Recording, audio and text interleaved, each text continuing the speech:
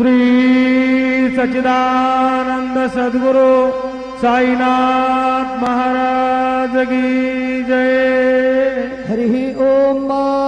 अश्वत्थतपा वृष्णाः जगन्नाथोपयामि देवयजने पृथिव्याः मखाय तवामगस्य तवा शीर्ष्णे धूपमाघ्रापयामि अग्निर्ज्योतिगाज्योतिगमान् रुक्मो वर्चसा वर्चसवान्न सहस्रदा असिसहस्रायत्वा दीपं दर्शयामि दीपानान्तरेण महानैवेद्यं निवेदयामि।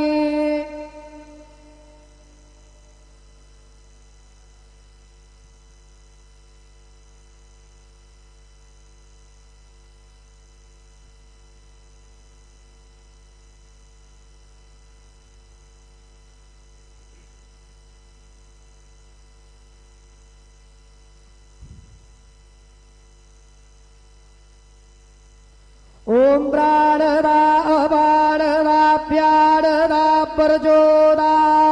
परिवोदा अन्यास्ते असमत्तबन्धु हेतया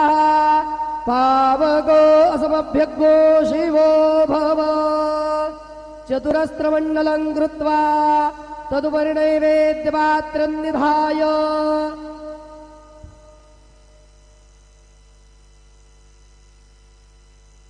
गायत्री मंत्रेण पात्रान् प्रोक्षयेत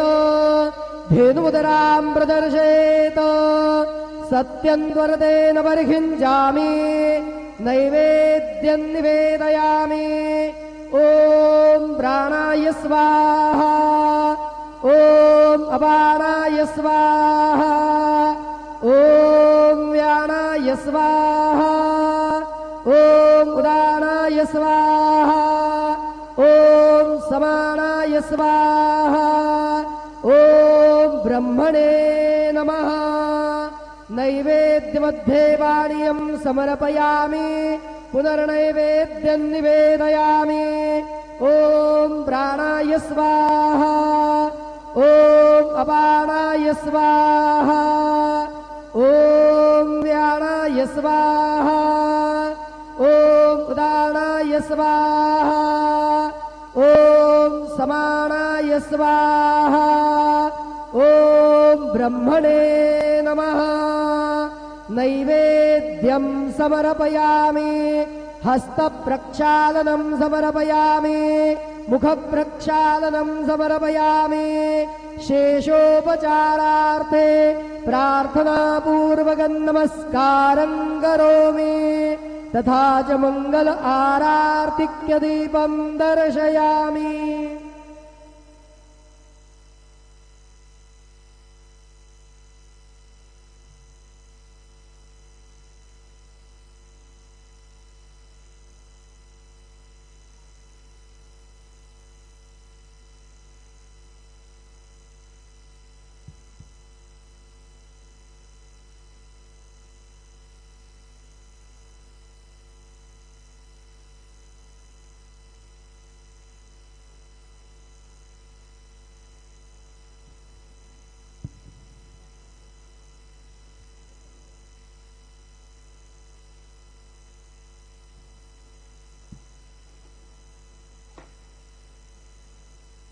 आज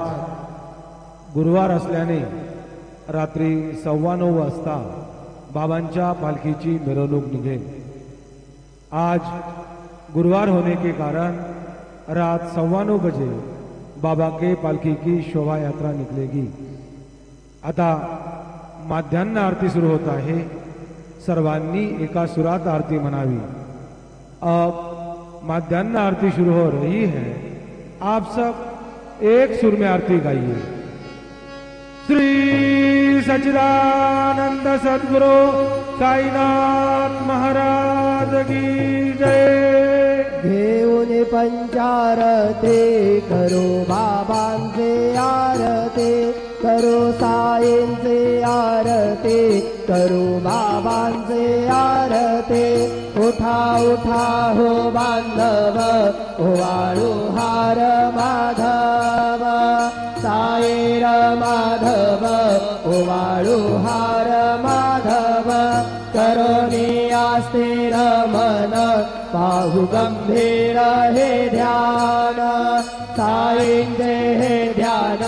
पाहु गंभीर हे ध्यान कृष्णनाथा दत्त साई जडो चित्त तुझे पायी चित्त बाबा पायी जडो चित्त तुझे पायी आरती साई बाबा सौख्यदातार जेवा चरण रजातली द्यावा दासा विसावा भक्ता विसावा आरती साई बाबा जाळून अनंग स्वस्वर रूपे राहे दंग मोक्षो जनादावी निज डोळा श्रीरंग डोळा श्रीरंग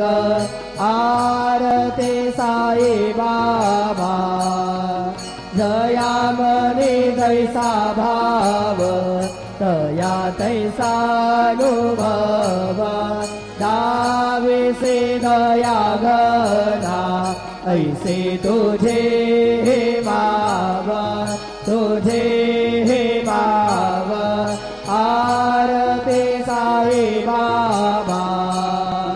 तुमचे नाम ध्याता मरे संस्कृती व्यता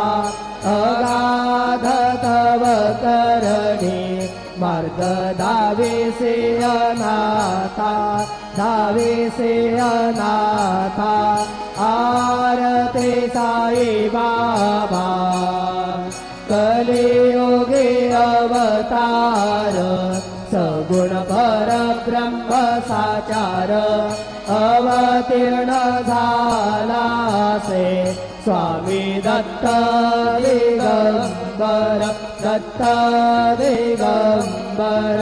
आरती साई बाबा आठा दिवसा गुरुवारी भक्त करे ते वारे प्रभु पद पहावया भव भय निवारे भय निवारे आरती साई बाबा माझा निज द्रव्य देवा नव चरण रज सेवा मागणे चियाता तुम्हा देवाधिदेवा देवाधिदेवा आरती साई बाबा इच्छित दिन जातक निर्मल तोय निज सुख पाजावे माधवाया संभाळ आपुले भाक आपुले भाक आरती साई बाबा सौख्यदातार जेवा चरण रजातली द्यावा दासा विसावा भक्ता विसावा आरती साई बाबा जय देव दत्ता अवधूता साई अवधूता जोडून करतव चरणी ठेवी तो माता जय देव अवतरसे तो येता धर्माते ग्लाने नास्तिकांना हे तो लाविस निज भजने धाविस नाना लीला असंख्य रूपांनी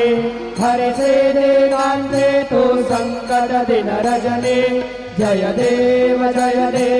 दत्ता अवधूता साई अवधूता जोडून करतव चरणी ठेवी तो माता जय देव यवन स्वरूपी ऐक्या दर्शन त्वादिधले संशय निरसुनिया तद्वैता घालविले गोपीचन्दामन्दा त्वाचे उद्धरिले मोमिनवंशे जन्मुनि लोका तारियले जय देव दत्ता अवधूता हो साई अवधूता जोडोनि कर तव चरणी ठेवी तो माता जय देव भेदन तत्वे हिंदू यवनांचा काही दावायासे झाला पुनरपि नरदेहे पाहसि प्रेमाने तू हिंदू यवनाहे दाविसि आत्मत्वाने व्यापक हासाये जय देव दत्ता अवधूता हो साई अवधूता जोडोनि कर तव चरणी ठेवी तो माता जय देव देवा साई नाथा त्वत्पदनत भावे परमाया मोहित जन मोचन जनिवावे त्वत्कृपये सकलांचे संकट निरसावे देशील दरिद्रे त्वद्यश कृष्णाने गावे जय देव दत्ता अवधूता हो साई अवधूता जोडोनि कर तव चरणी ठेवी तो माता जय देव शिर्डी माझे पंढरपूर साई बाबार मावर साई बाबार मावर शुद्ध भक्ती चंद्रभागा भाव कुंडलिक धागा भाव कुंडलिक धागा याहो अवघे जन करू बाबांचे वंदन साईंचे वंदन करू बाबांचे वंदन प्रणो म्हणे बाबा साई भाव पाप माझे आये भाव पाप माझे आये कालिंद कांगण वंदेन चरण डोळ्यान पाहिन रूप तुझे प्रेमे अलिंगिन आनंद पूजिन भावे ओवाळिन म्हणे नाम त्वमेव माता पिता त्वमेव बंधुश्च सखा त्वमेव विद्या द्रविणं त्वमेव सर्वं मम देव कायेन वाचा मनसेन्द्रियैर्वा बुद्ध्यात्मना वा प्रकृति स्वभावात् करोमि अद्य सकलं परस्मै नारायणायति समर्पयामि अच्युतं केशवं राम नारायणं कृष्णदामोदरं वासुदेवं हरे श्रीधरं माधवं गोपिका वल्लभं जानकी नायकं रामचन्द्रं भजे हरे राम राम राम हरे हरे हरे कृष्ण कृष्ण कृष्ण हरे हरे श्री गुरुदेवा दत्त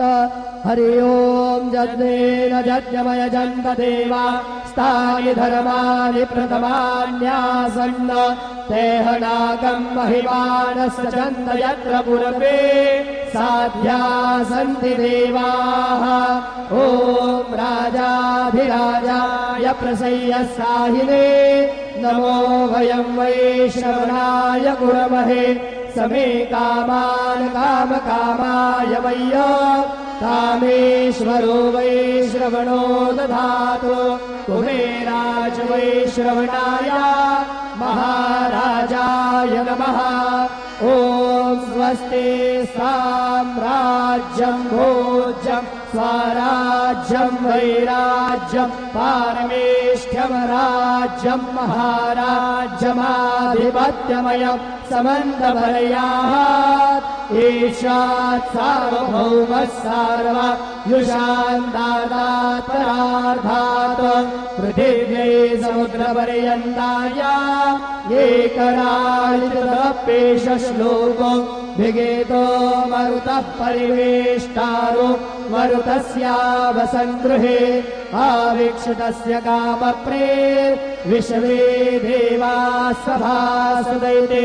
श्रीनारायण वासुदेवाय सच्चिदानन्द सद्गुरु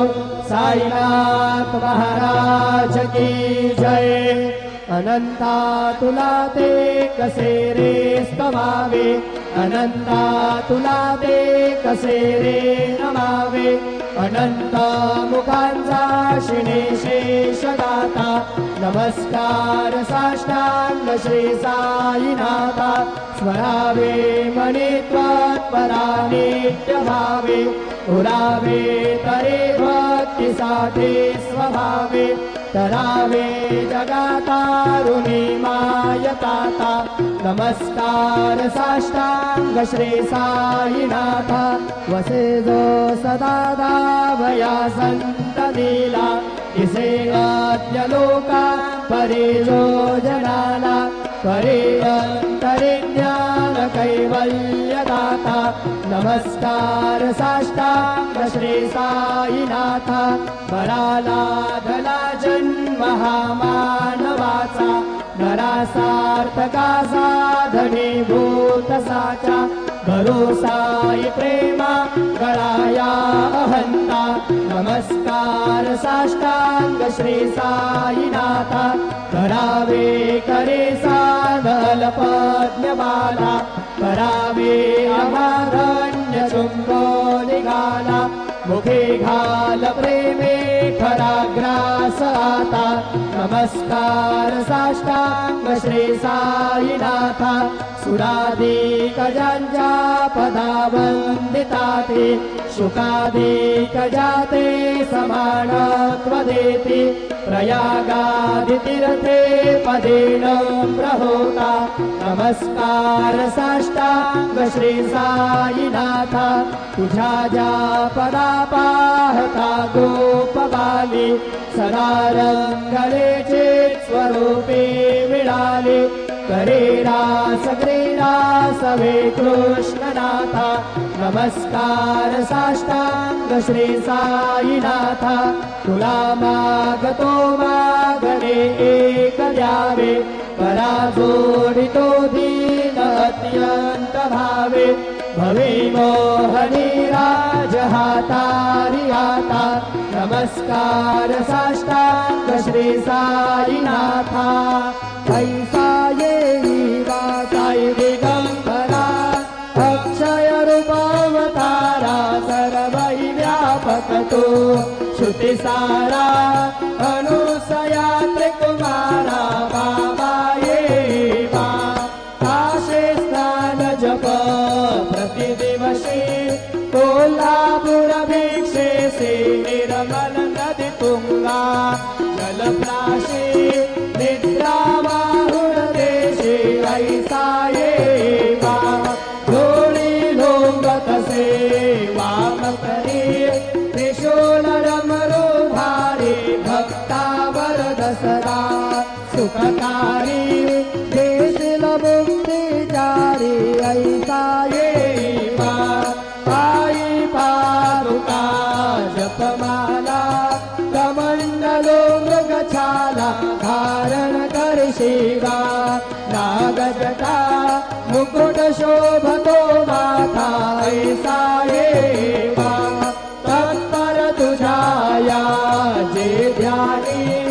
अक्षय त्यांचे सदनी लक्ष्मी वास करे दिन रजनी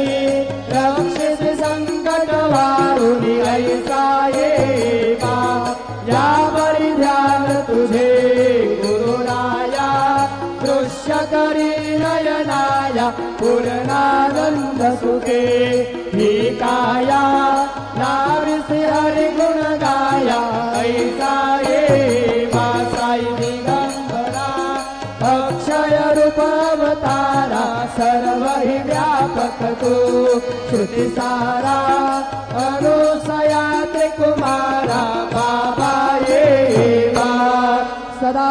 सत्स्वरूपं चिदानन्दकन्दं जगत्सम्भवस्थान संहार हेतुं स्वभक्तेच्छया मानुषं दर्शयन्तं नमामीश्वरं सद्गुरुं साईनाथं भवद्भान्तविद्वं समार्तण्डमिड्यं मनोवागतीतं मुनिर्ध्यानगम्यं जगद्व्यापकं निर्मलं निर्गुणं त्वां नमामीश्वरं सद्गुरुं साईनाथं भवाम्बोधिमग्नार्पितानां जनानां स्वबाधाश्रितानां स्वभक्तिप्रियाणां समुद्धारणार्थं कलौ सम्भवन्तं नमामीश्वरं सद्गुरुं साईनाथं सदानिम्बवृक्षस्य मूलाधिवासात्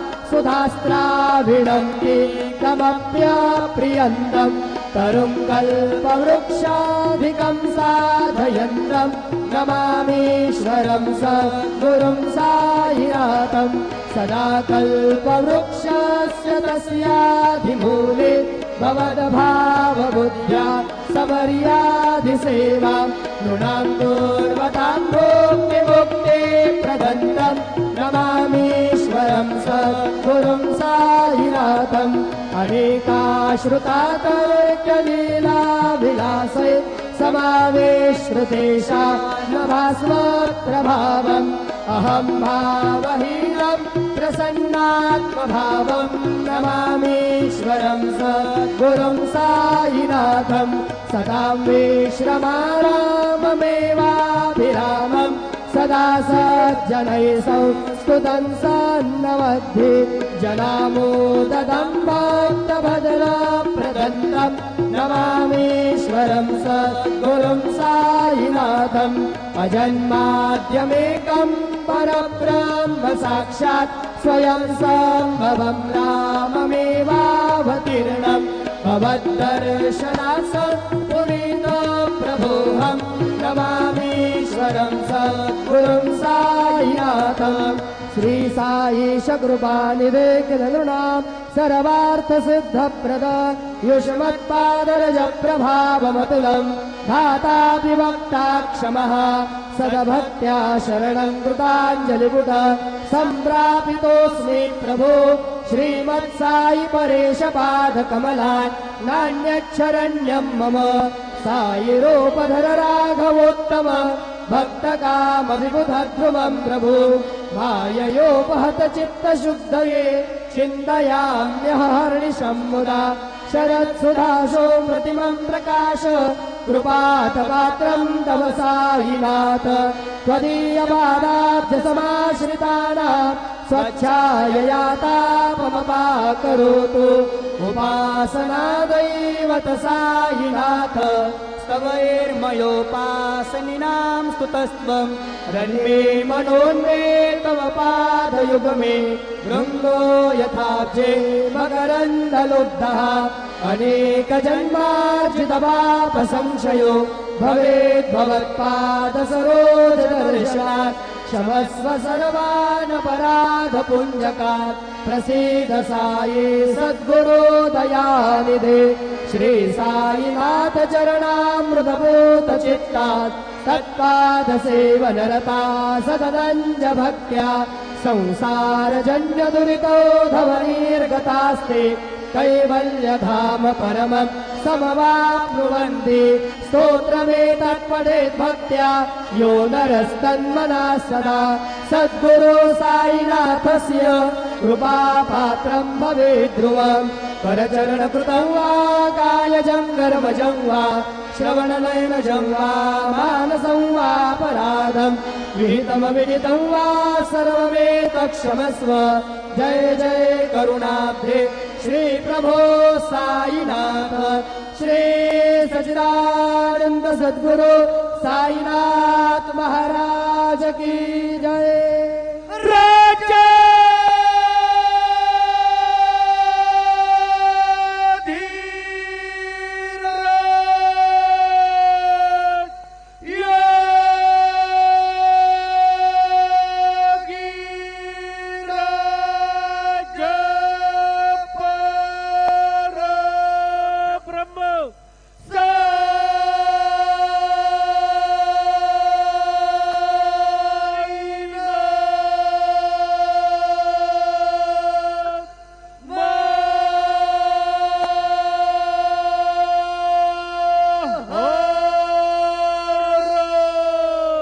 श्री